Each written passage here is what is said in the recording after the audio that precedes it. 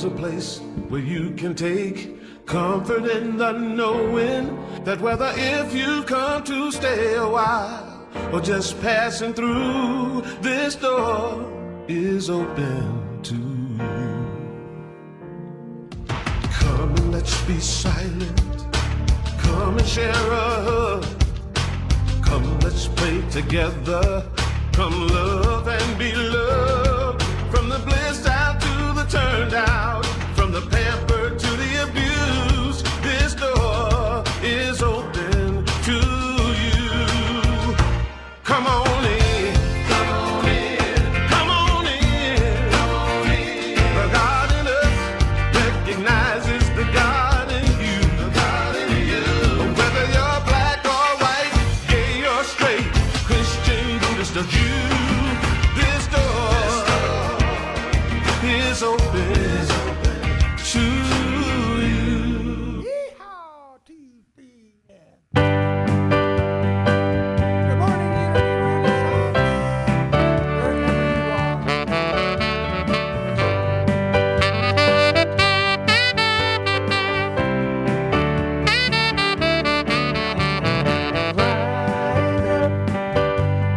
Rise up this morning.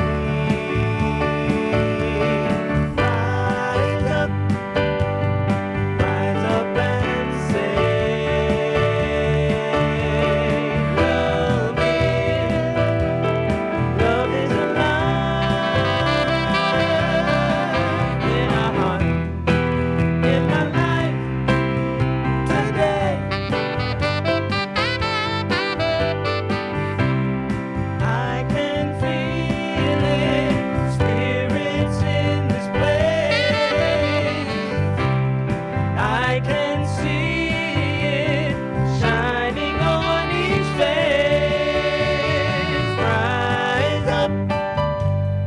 Rise up this morning.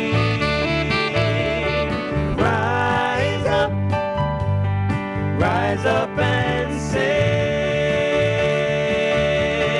love is alive in our hearts, in our lives today. Here for each other, the way it's meant to be.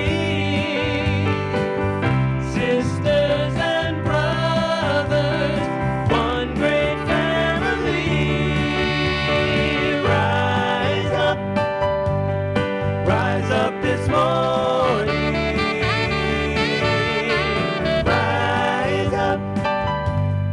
Rise up and say,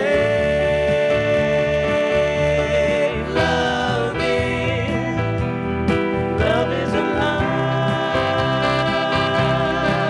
everywhere in the world today. All right, let's hear it.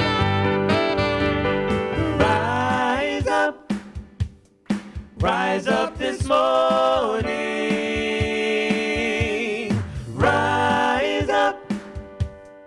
Rise up and say,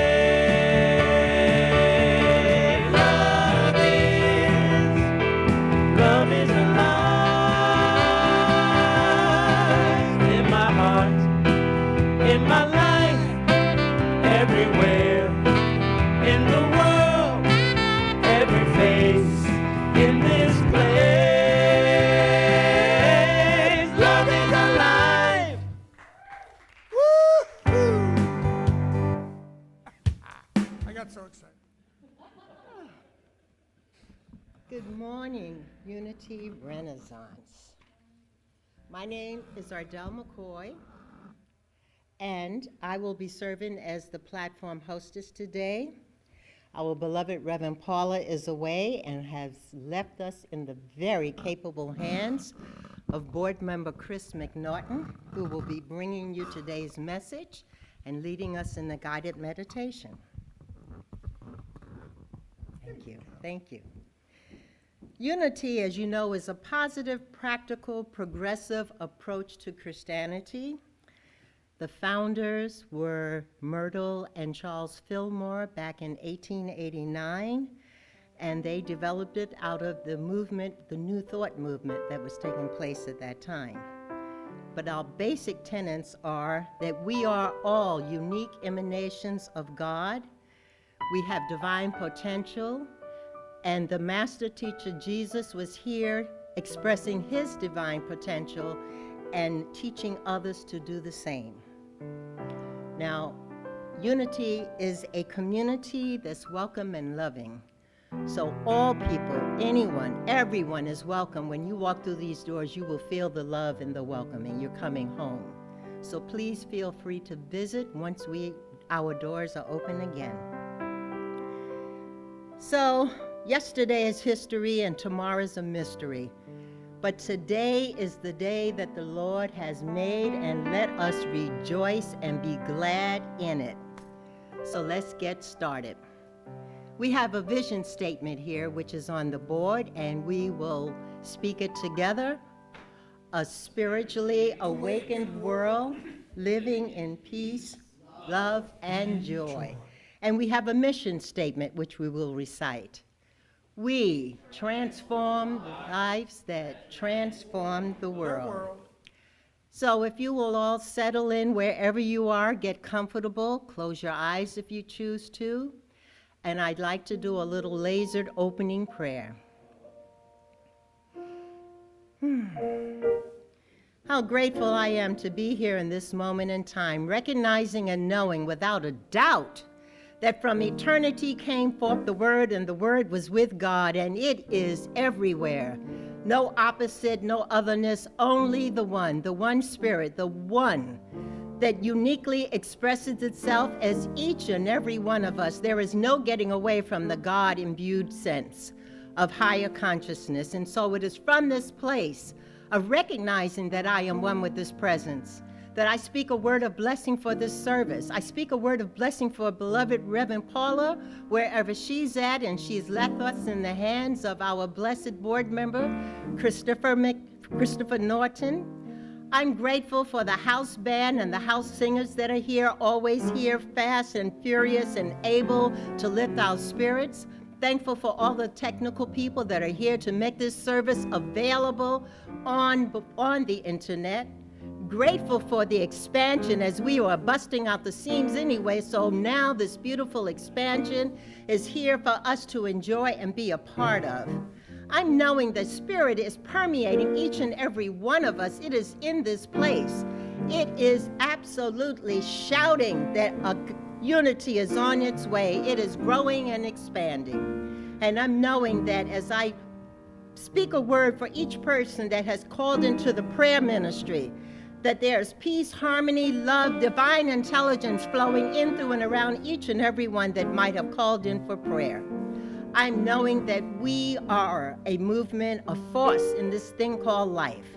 As I know that it is around the planet, it is everywhere, the stars, the moon, the sun, everywhere. There's a movement happening, folks, and it is moving absolutely. A change is coming, and I know it is good. I speak a word on it, knowing that it is great, grand, and glorious. And I am waiting for the birth of this movement. As I release this word into the law of divine activity, I know it cannot become back void. It is already done indeed. I claim it as truth, and I say, and so it is. Amen.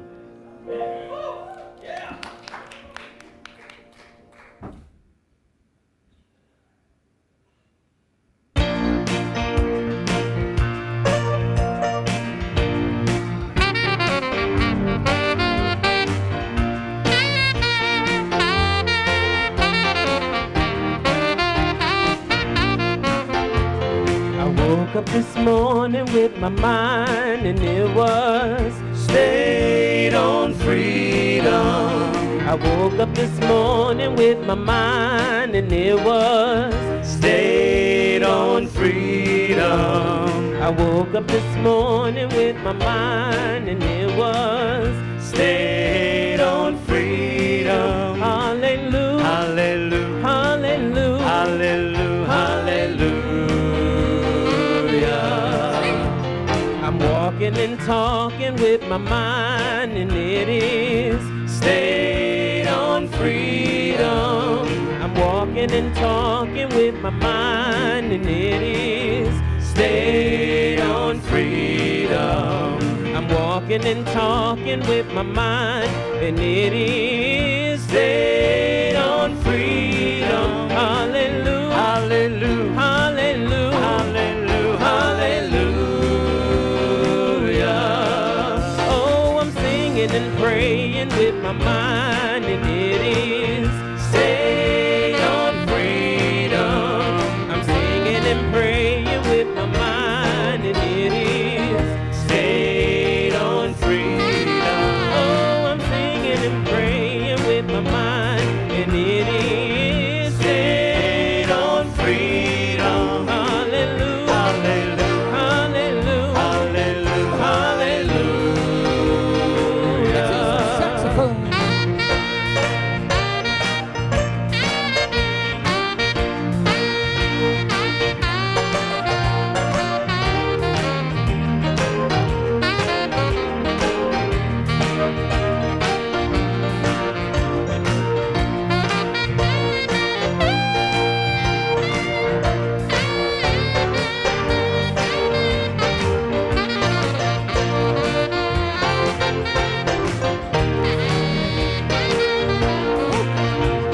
I woke up this morning with my mind, and it is stayed on freedom. I woke up this morning with my mind, and it is stayed on freedom. I woke up this morning with my mind, and it is stayed on freedom. Hallelujah, hallelujah, hallelujah, hallelujah.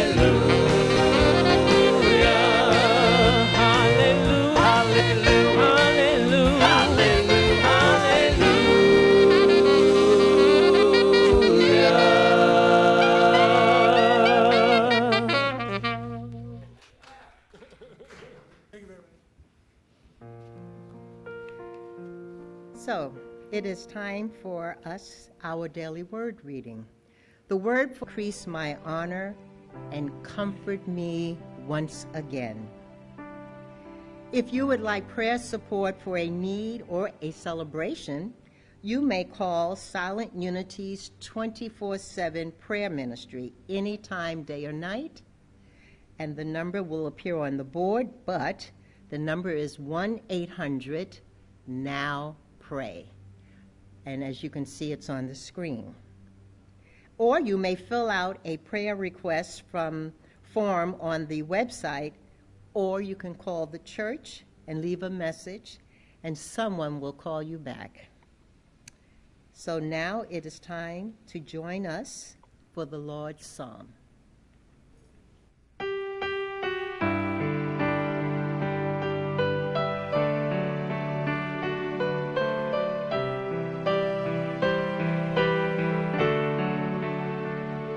Holy Creator, we praise your name, your will in heaven and earth the same. Supply our needs, Lord, from day to day. Let your forgiveness light our way. Lead us away from temptations fold. Deliver us, Lord, into your fold. For all the kingdom, power, and praise, with you began and with you stays.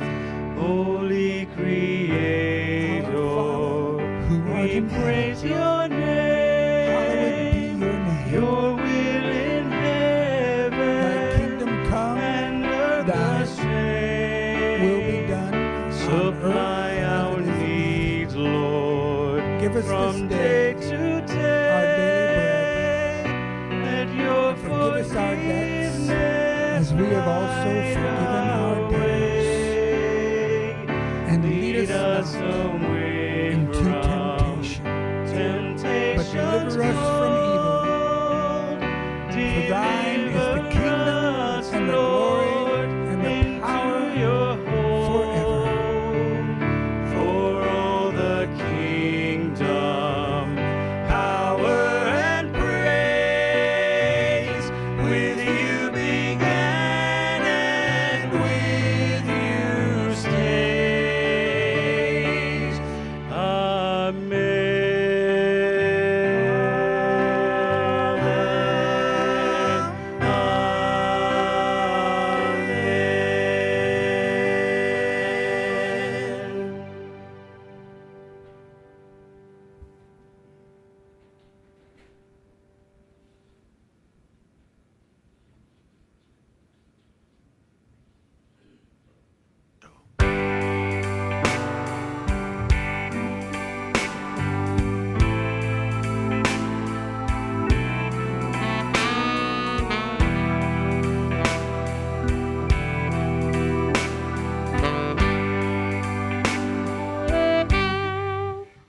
I was born by the river in a little tent. Oh, and just like the river, I've been running ever since. It's been a long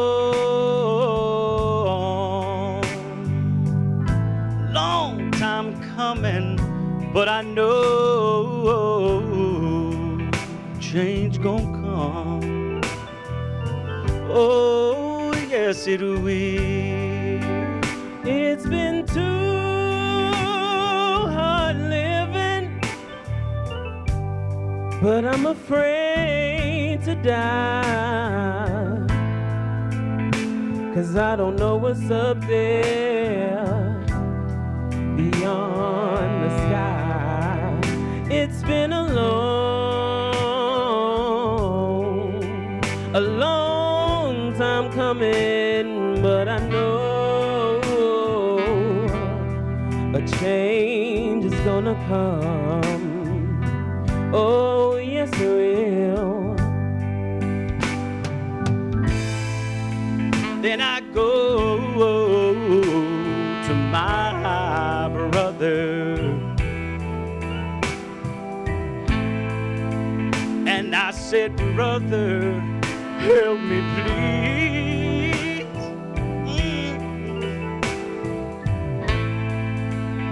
But he winds up knocking me back down on my knees. Oh, there've been times that I thought I couldn't last for long, but now I think I'm able to carry on. It's been a long time coming, but I know a change is gonna come. Oh, yes, it will. Go on, Nick.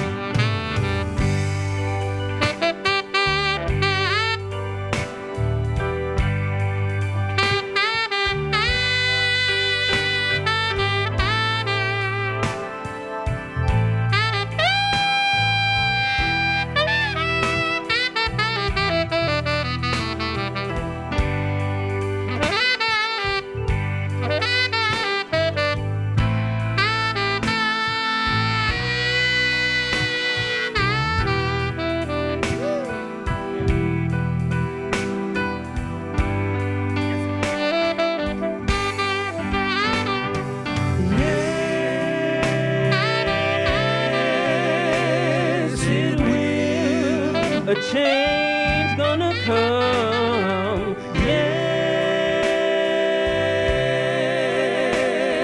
it will. I said a change gonna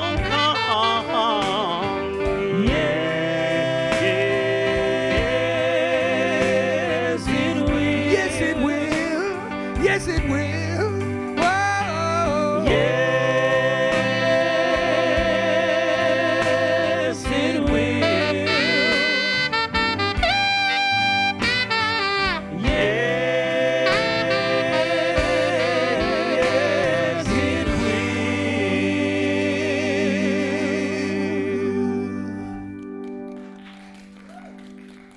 That was Nick Hill, Boyd Black. Nicholas Flores on the sax, David Kennedy on the bass. Yo. I'd like to introduce Brother Christopher Naughton, one of our favorite speakers on the board of directors. Take it away, brother. You guys, oh my goodness. It makes an older white guy like me almost rhythmic. I'm telling you. So.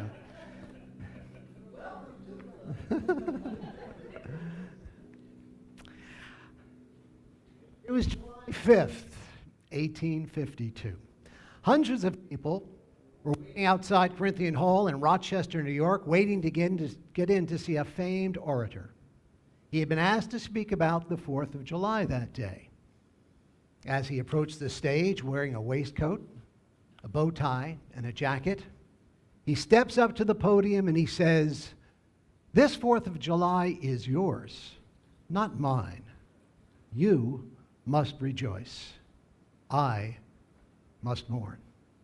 Now fast forward to 2013, July 4, 2013, I am standing right here on this stage, and Paula Koppel is seated in the audience with Richard McDeasy. I have been asked to talk about the 4th of July. And I asked this simple question. Outside our political freedoms, what does the 4th of July say to our souls, our collective souls, the soul of the nation, to us individually? And I borrowed from this man, Jacob Needleman, who wrote an extraordinary book called The American Soul, and he said, America has a deep mystical core. Yes, the forefathers were rationalists, they were thinkers, they loved science, but these men were deists, and they were Freemasons, and they were Quakers and Rosicrucians, Unitarians. These people could not be fit into a slot.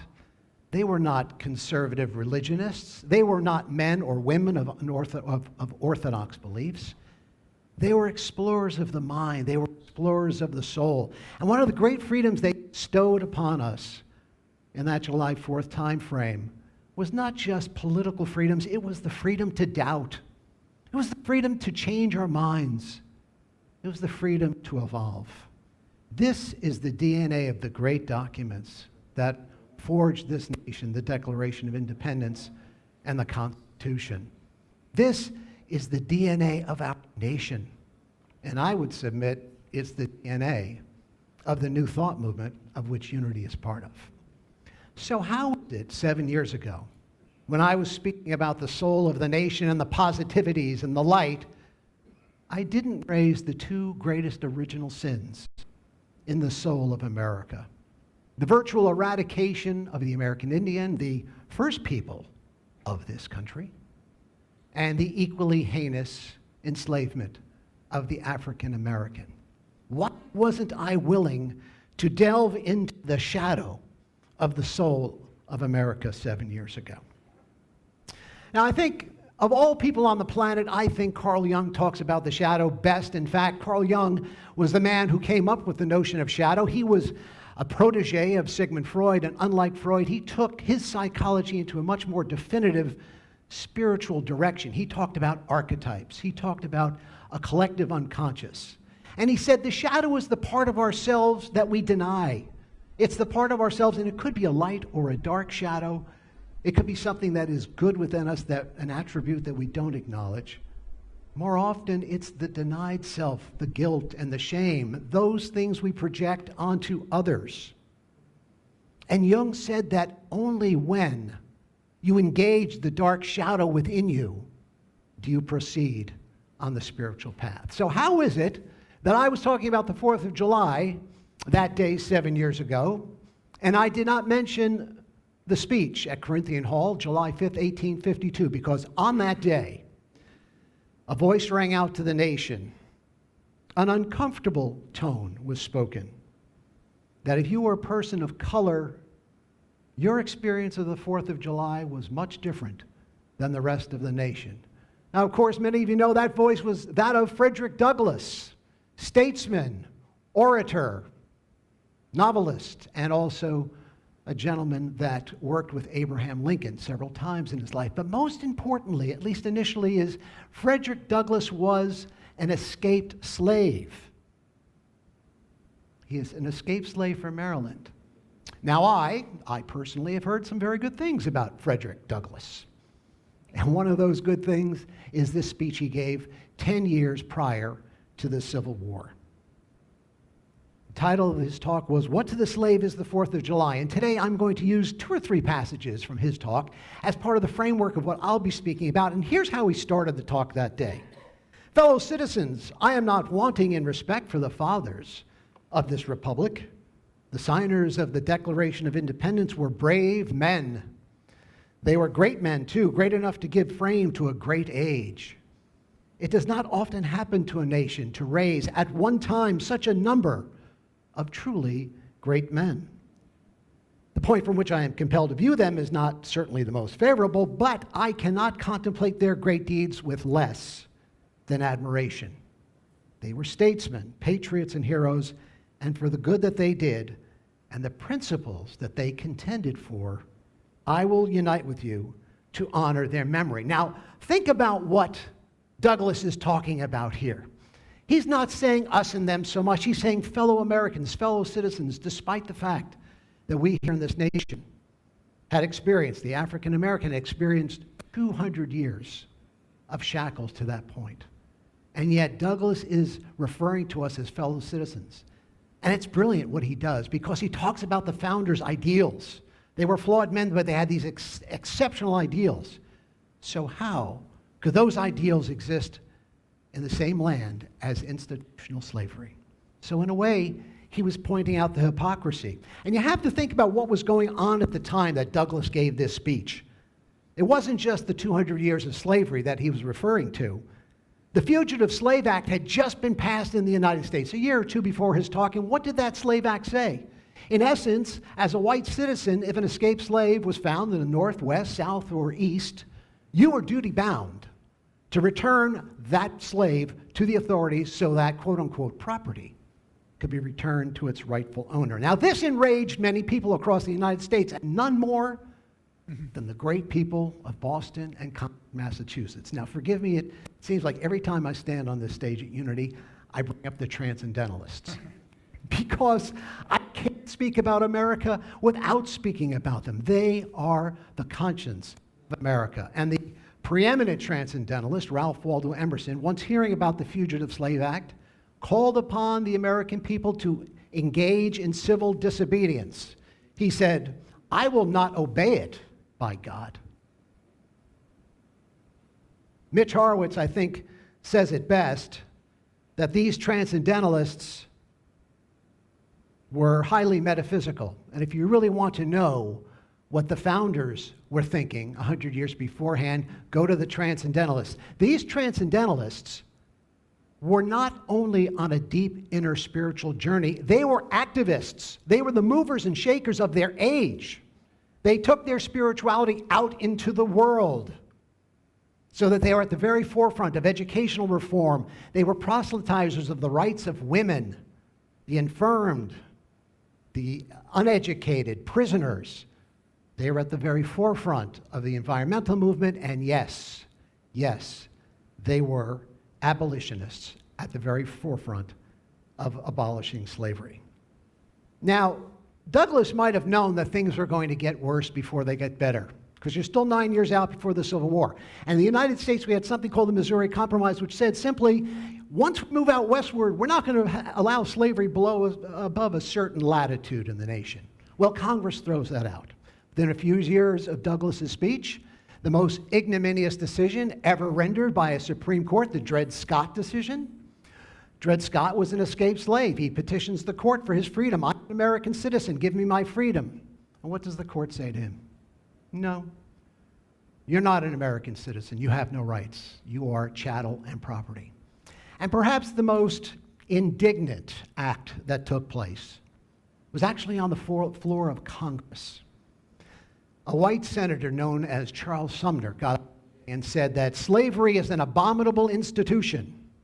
And for that, Southern senators, one in particular, caned him on the floor of the Senate. You think we're polarized today? Man took out a gold leaf cane, beat him to unconsciousness, bloodied. Charles Sumner almost passed away. Now, Emerson, in his response to this event, said it represented the nation's divide. I do not see how a barbarous community and a civilized community can constitute one state. I think we must get rid of slavery, or we must get rid of freedom. Now, returning to Douglas's talk on that July 5th, he says, I am not included within the pale of this glorious anniversary. Your high independence only reveals the immeasurable distance between us. The blessings in which you, this day, rejoice are not enjoyed in common. The rich inheritance of justice, liberty, prosperity, and independence bequeathed by your fathers is shared by you, not by me. The sunlight that brought you light and healing has brought stripes and death to me. What to the American slave is your 4th of July? I answer, a day that reveals to him more than all other days in the year the gross injustices and cruelty to which he is the constant victim. To him, your celebration is a sham. Now, I should say that it wasn't just the transcendentalists who came out against slavery, abolitionists. A shout out to our evangelical brothers and sisters. Early on, evangelicals came out radically against slavery. William Lloyd Garrison was an evangelical Christian preacher. He started The Liberator in 1830, many years before the Civil War. It was funded by 2 evangelicals. And he said when he put out the paper, I will not be silenced by God. He said, America stands on a great precipice, ready to plunge into darkness, declaring slavery the bellwether of America's fidelity to its covenant with God. Now, here's what's kind of interesting, is that Garrison, again, a dyed-in-the-wool Christian, seeing some of his brethren, especially in the South, moving away from the abolitionist movement. In fact, those preachers started using the Bible as justification for slavery. So later in his life, Garrison said, you know, those people I used to refer to as irreligious, like the Quakers and the Transcendentalists and the Freethinkers, I'm more on their side of the ledger. Now, of course, when we talk about the 4th of July, everyone knows the story of Independence Day, how the founders met in Independence Hall in Philadelphia on that hot summer's day in 1776. And again, they swore to each other their life, their liberty, their sacred honor, that they would move forth and create a nation unlike the world had ever seen, where all men are created equal. So we know that story. How many of us really know the story of July 4th and how it applies to the Civil War and to slavery? Sometimes a metaphor or a symbol speaks more loudly than an event itself. July 4th, 1863, right smack dab in the middle of the Civil War. The 2 greatest battles that take place on the same day, virtually. The weekend of July 4th in the north, Gettysburg is being fought. In the south, it's Vicksburg. On July 3rd, Robert E. Lee sends Pickett for Pickett's charge. It fails. And the next day, Robert E. Lee must vacate the field of Gettysburg and return to the South a defeated general. On the very same day, Ulysses S. Grant forces the Confederates to surrender in Vicksburg. That splits the Confederacy in 2. The Mississippi River is opened up, and for all intents and purposes, the game is over. The Confederacy is going to lose this war. Now, of course, the war raged for another 2 more years. Hundreds of thousands more men would die on the battlefield, more men that have died in all of our wars combined. Now, think for a moment what kind of wounds this must have left behind. And in the South, July 4th was not celebrated for many generations. As a matter of fact, Vicksburg, which surrendered on July 4th, did not celebrate the 4th of July for 81 years. 81 years. It's towards the end of World War II. And we think for a moment that these wounds don't run deep within the American soul. Now, right after the Civil War, there were 10 to 12 years, I would say not halcyon days, but hopeful days. Because what happened? After Lincoln died, more or less, Grant becomes president. He makes sure that there are Union troops down south, and black people get the right to vote. They also get 40 acres and a mule. So, 7 African-American men, not women, we'll deal with that at another time, folks. They didn't get the vote for another 50 years. But 7 African-American men go to Congress. 6 go to the House of Representatives. 1 goes to the Senate. There's this glimmer of hope, but after Grant is no longer president and the North is tired of sending their troops down south because they had eradicated the Ku Klux Klan, or at least they thought they had, 100 years of Jim Crow now begins. And now a new hell is unleashed on African Americans in the South. 100 years of rape, torture, lynching, and murder. And the homegrown American terrorist group, the Ku Klux Klan, reconfigures the Civil War. It was never about slavery, they said. No. It's all about states' rights. It's the lost cause.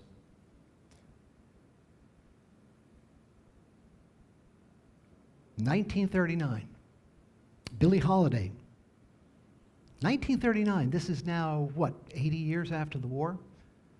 Sings a song called Strange Fruit. And here is the words of the first verse. Southern trees bear a strange fruit, blood on the leaves and blood at the root. Black bodies swinging in the southern breeze, strange fruit hanging from the poplar trees. Do you know when the last lynching took place in this area? You can guess inside your heads. 1950. 1950.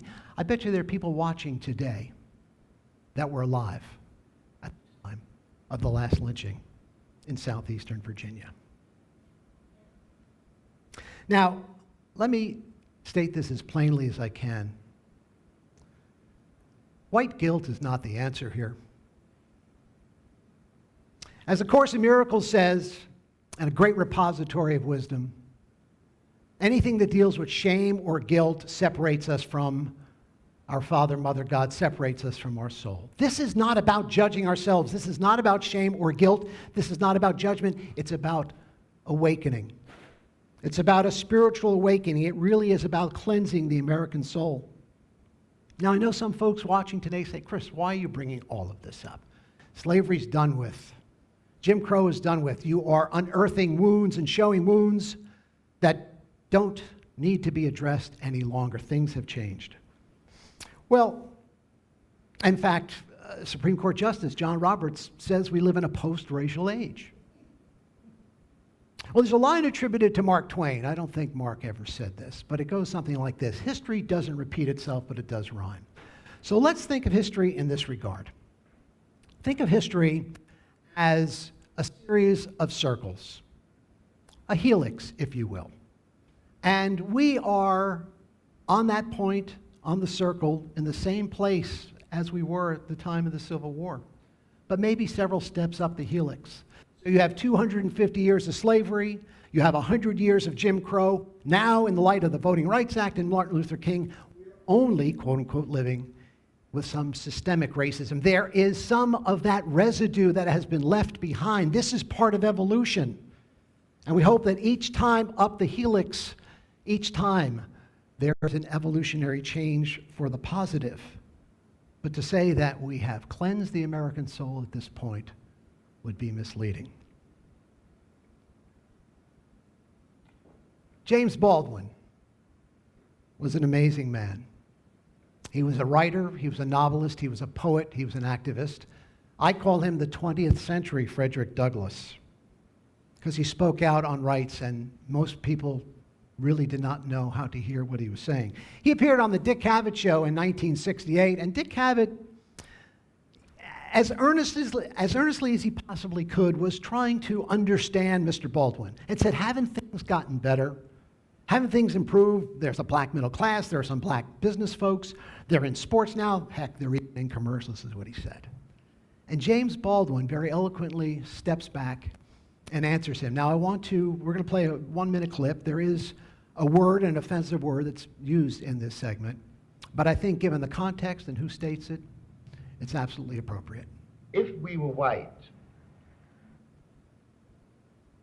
if we were Jewish, if we were Poles, if we had, in fact, in your mind, a frame of reference, our heroes would be your heroes too. Nat Turner would be a hero for you instead of a threat. Malcolm X might still be alive.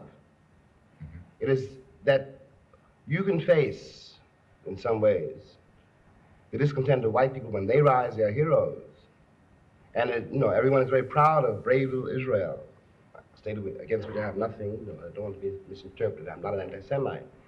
But when the Israelis pick up guns, or the Poles, or the Irish, or any white man in the world says, "Give me liberty or give me death," the entire white world applauds. When a black man says exactly the same thing, word for word, he is judged a criminal and treated like one, and everything possible is done to make an example of this bad nigger so there won't be any more like him. Baldwin would see three of his greatest heroes assassinated in the 1960s, all of them before the age of 40. Baldwin said this: "Societies never know it, but the war of the artist with his society is a lover's war. And he does at his best what lovers do, which is to reveal the beloved to himself, and with that revelation, make freedom real." Make freedom real. Finally, concluding with the end portion of Frederick Douglass's speech. Allow me to say, notwithstanding the dark picture I have presented this day, I do not despair of this country. The arm of the Lord is not shortened. The doom of slavery is certain. I therefore leave off where I began with hope, while drawing encouragement from the Declaration of Independence, the great principles it contains, and the genius of American institutions. My spirit is also cheered by the obvious tendencies of the age. No nation can now shut itself up from the surrounding world. Established customs of hurtful character can no longer fence themselves in. Oceans no longer divide, but link nations together. Thoughts expressed on one side of the Atlantic are heard on the other.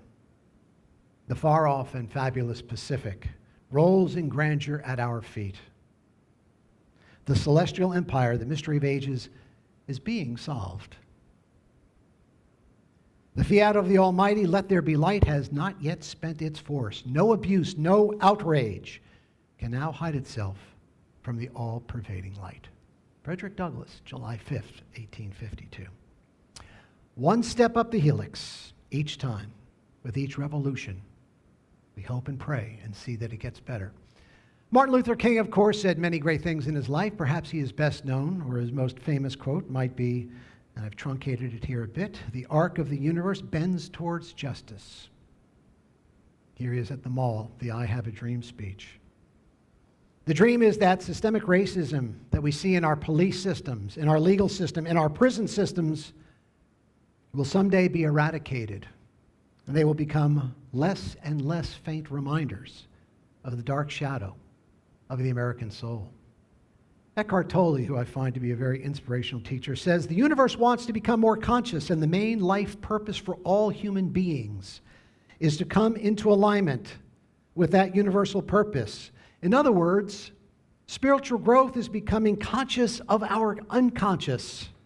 We are shedding light onto our shadow, and we're integrating that into our soul. Maya Angelou said it perhaps more directly: do the best you can until you know better. Then, when you know better, do better. These times are not for the faint of heart. Polarization in our nation is stark. Everyone feels it. Personal relationships, mostly wherever we go.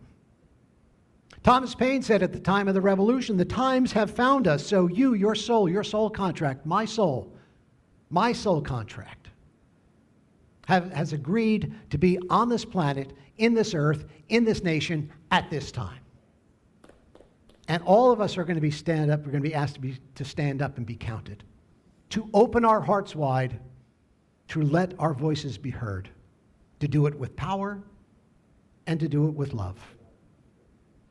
Jean de Keon, who came here, I think on 2 occasions, to talk about the Gnostic Gospels and the Gospel of the Beloved Companion, Mary Magdalene, said that times like this calls for courage, which is French for rage of the heart. And even Jesus knew when it was time to throw the money changers out of the temple. A recent American presidential candidate said, "The world needs America now more than ever, but only if America can be at her best." July 4th, it really is about the integration of the American soul, isn't it? Let us be comforted. His truth is marching on. Let's go into meditation. If you would just take a moment to take a deep breath.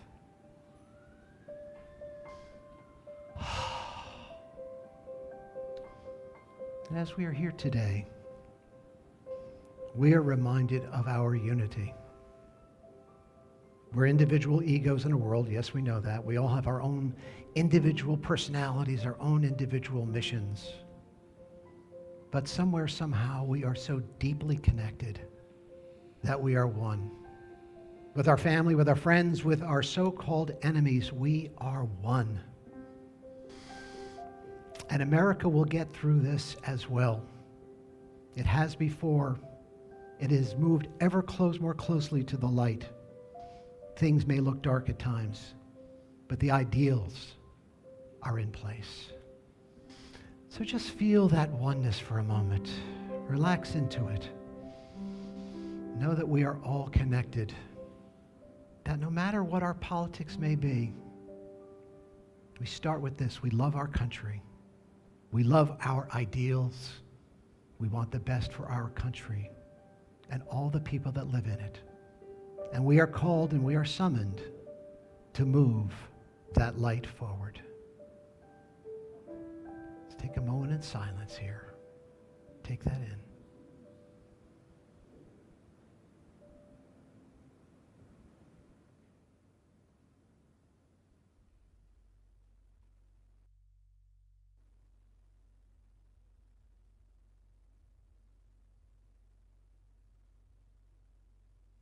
For this inspiration and for this light, we are truly grateful. And so it is. Amen.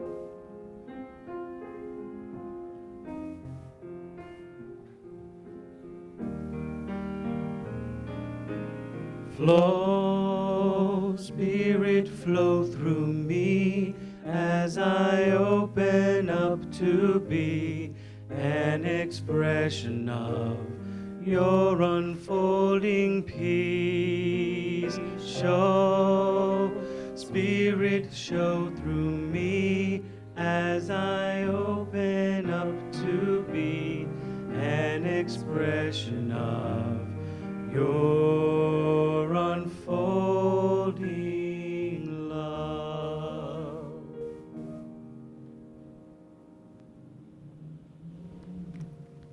Thank you. That was so wonderful. Thank you. Yes, yes, it was really wonderful. So timely. Well, it's time to invite you to render a love offering to this community. And you remember you can give here on the board through your smartphone. And the number is give to 540-418-1228. What's 540-418-1228? Text now.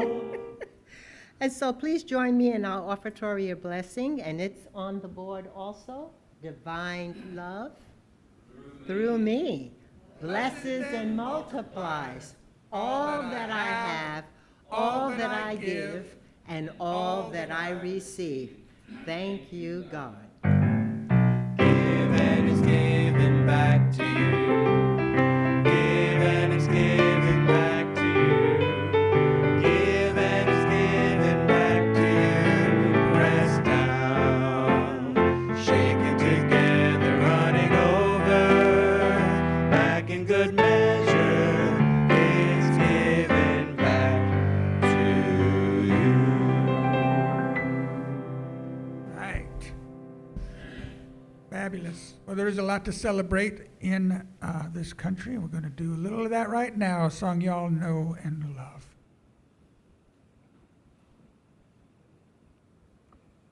Oh. I got another goof up. Two.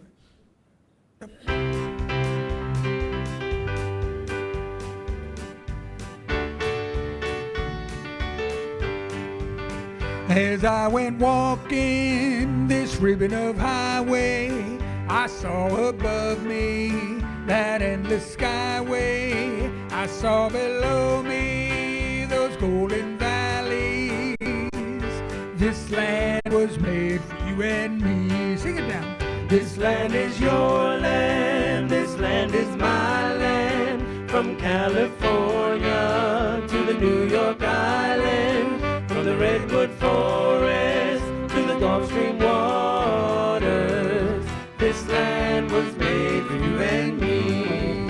I roamed and rambled and I followed my footsteps to the sparkling sands of her diamond desert. And all around me a voice was sounding. This land is made for you and me.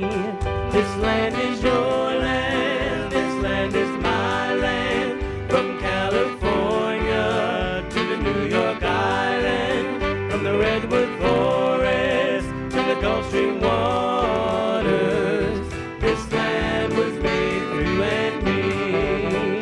As the sun was shining and I was strolling, and the wheat fields waving and the dust clouds rolling, as the fog was lifting, a voice was saying, this land was made for you and me.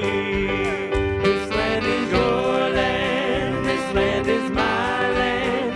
From California to the New York Island, from the redwood forest to the Gulf Stream waters. This land was made for you and me.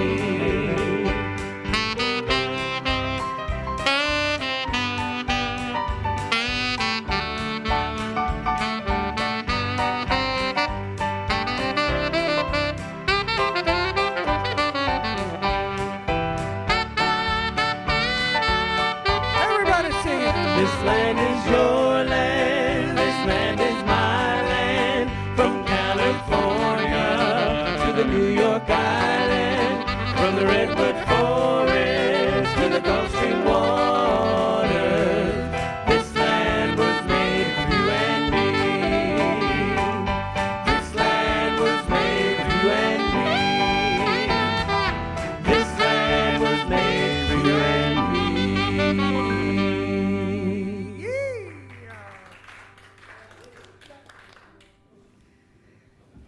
We want to thank you for any texting you've done for gifts. It's announcement time. So, I think the first one that I can see is the Faith Lift workshop that starts again this Wednesday at 7. It's going to be on Zoom. And the topic for this Wednesday is the meaning of white privilege. And Reverend Richard and Reverend Paula will be conducting it, so please join in for that. Next slide is No Child Wet Behind, the diaper drive. All of the information is on the screen, as you can see, but please be aware that they do not want any diapers. All diapers are appreciated except sizes 1 and 3. This diaper collection is for children and for adults. No size 1s and 3s.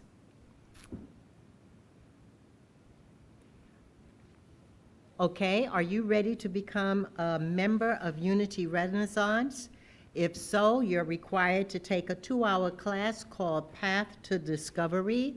The classes are offered on Zoom, and they're led by Reverend Richard or do a licensed Unity teacher, Cindy Mills.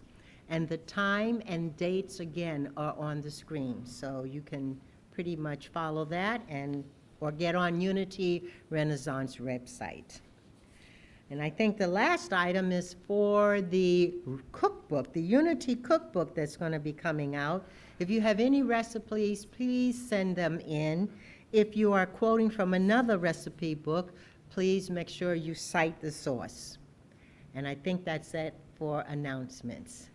So now it's time for prayer for protection. And if everybody, if you're at home, please recite with us. The light of God surrounds us. The love of God enfolds us. The power of God protects us. And the presence of God watches over us. Wherever we